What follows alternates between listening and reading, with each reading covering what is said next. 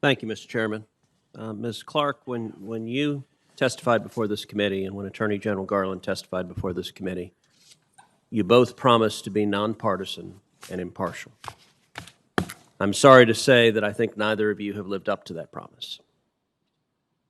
Within weeks of President Biden being sworn in, the Department of Justice dismissed a Civil Rights Division lawsuit it had against Yale University for explicit racial discrimination. Yale has a policy that discriminates against Asian Americans at admissions. It does so brazenly and openly. And yet, the Department of Justice decided that preventing racial discrimination did not fit within the purview of the Biden DOJ. Now, in your defense, you were not yet there, neither was Merrick Garland. So that was merely the initial political operatives of the Biden administration doing what they believed was consistent with the preferences of the president. But just this week, after you were there, after Merrick Garland was there, the Department of Justice issued a memorandum to the FBI instructing them to mobilize against parents across the country, parents of school kids, who have the temerity to show up at school boards and express their opposition to the teaching of critical race theory, a pernicious theory that divides us on racial lines, that tells school children the lie that America is fundamentally racist, that America is irredeemably racist, that all white people are racist. It spreads racial division. Many parents are understandably quite dismayed at schools that are teaching this to their children, sometimes as young as 5. And yet the Department of Justice looked at that issue and decided to label the parents objecting to this teaching as domestic terrorists. Did you participate in discussions about the memo before it was issued? Senator, I can't talk about internal deliberations. You can't talk about whether you department. participated in discussions about the memo? No, but what I can tell you is that the Civil Rights Division will play a role going forward.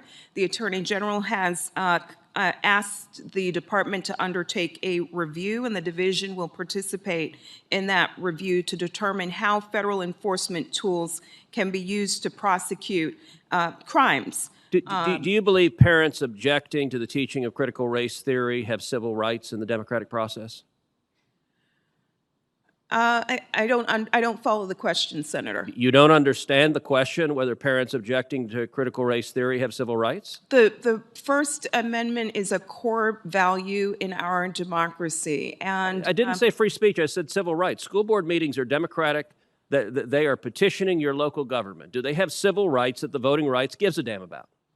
Yet they have the right to express their view, to challenge the school boards, to ask. And is it beneficial for the Attorney General to label them as domestic terrorists and direct the FBI to target them? The Attorney General's memo deals with threats against public servants and says that threats against public servants are not only illegal, they run counter to our nation's core values. Do you believe parents objecting at school boards are domestic terrorists? I don't, Senator. Do you believe Antifa are domestic terrorists? I don't have a view about Antifa. Do you believe the Black Lives Matter protesters who burned shops, who firebombed police cars, who murdered police officers, do you believe they're domestic terrorists? Senator, I believe that we live in a society where people espouse different views, but what we don't want are threats. Ms. Clarke, it is violence. amazing that you're not willing to condemn people who are murdering police officers and firebombing cities because your politics aligns with them. But at the same time, when it comes to parents at school boards, you're perfectly comfortable with calling a mom at a PTA meeting a domestic terrorist. Ms. Clarke, with all due respect, this demonstrates why the Democrat proposal to take someone with as long a partisan record as you have and to put you in charge of striking down any voting rights law in the country that you disagree with is nothing but a partisan power grab. Let me give another example, because your division has operated in a purely partisan way. The Department of Justice dismissed the civil rights lawsuits against the state of New York, the state of Pennsylvania, the state of Michigan for those governors' policies that sent COVID-positive patients into nursing homes, forced the nursing homes to take those patients, a decision, a political decision that resulted in tens of thousands of deaths. One of those governors, Andrew Cuomo, has now resigned in disgrace, and his staff had admitted they lied, underreporting the deaths that policy caused. And yet, your division dismissed the lawsuit against those Democratic governors. How are we to see that as anything other than a purely partisan decision?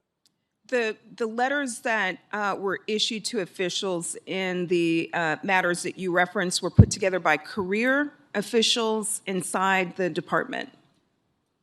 Career officials can't be partisan? This department carries out its work free from political Are you interference. testifying to this committee that there are no career officials in the Department of Justice who are partisan? Partisanship does not impact the way that we carry out our Except enforcement miraculously, you dismissed the lawsuits against Democratic governors, even when their policies may have caused the deaths of tens of thousands of people.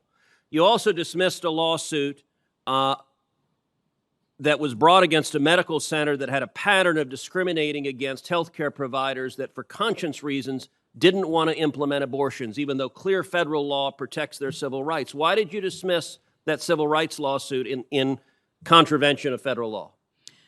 General Garland has made clear, and I agree, that partisanship has no place in the enforcement Except work every decision of you the make Justice is partisan. Department. Your actions contradict those statements.